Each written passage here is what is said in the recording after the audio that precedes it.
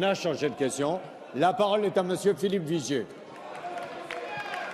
Monsieur le Premier ministre, en septembre dernier, lors de ma réponse à votre discours de politique générale, j'avais indiqué au nom du groupe UDI que j'ai l'honneur d'animer, je cite, « Vous connaissez, Monsieur le Premier ministre, le chemin pour redresser le pays.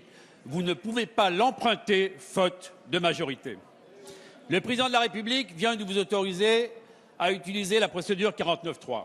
Cette menace est brandie parce que, Monsieur le Premier ministre, et vous le savez, vous êtes prisonnier de votre majorité et que vous êtes, malheureusement, et vous n'en ferez pas le reproche au groupe UDI d'être une opposition constructive, vous ne disposez pas, Monsieur le Premier ministre, des moyens nécessaires et d'une majorité pour faire les réformes structurelles dont notre pays a tant besoin. Il nous faut donc, Monsieur le Premier ministre, sortir de ce mensonge de l'élection de François Hollande en 2012. Il vous faut sortir de l'ambiguïté. Alors, ma question est double. Oui ou non, allez-vous engager la responsabilité du gouvernement sur ce texte? Car cette loi, dont on sait qu'elle a une portée somme toute limitée, fracasse votre majorité. Je souhaiterais vous entendre si oui ou non, Monsieur le Premier ministre, cette responsabilité sera engagée dans les prochaines heures. La parole est à Monsieur le Premier ministre Manuel Valls. Monsieur le Président Vigier, je suis convaincu qu'il peut y avoir ici, dans cet hémicycle, comme dans le débat public de notre pays, des hommes, des femmes, venant de bancs différents, qui se retrouvent souvent sur l'essentiel. J'en suis convaincu. C'est vrai sur les valeurs de la République, c'est vrai aussi sur un certain nombre de textes, mais c'est vrai aussi sur des textes de loi qui concernent la réforme de notre économie.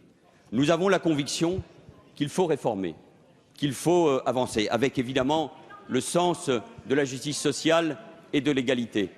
J'ai conscience que cette responsabilité, elle échoit, bien sûr, au gouvernement et à la majorité, à condition qu'elle assume pleinement ses responsabilités.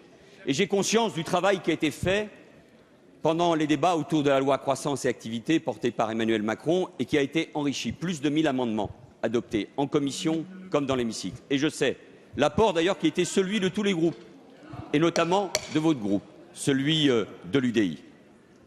J'aurai l'occasion, nous verrons, dans un instant, de m'exprimer.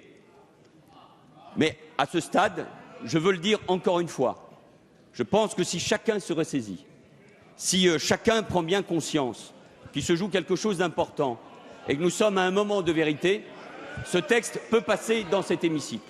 Mais si ça n'est pas le cas, Monsieur le Président de groupe, Monsieur le Président Vigier, j'assumerai toutes mes responsabilités parce que ce texte, encore une fois, est utile pour le pays et il est hors de question de le mettre en cause.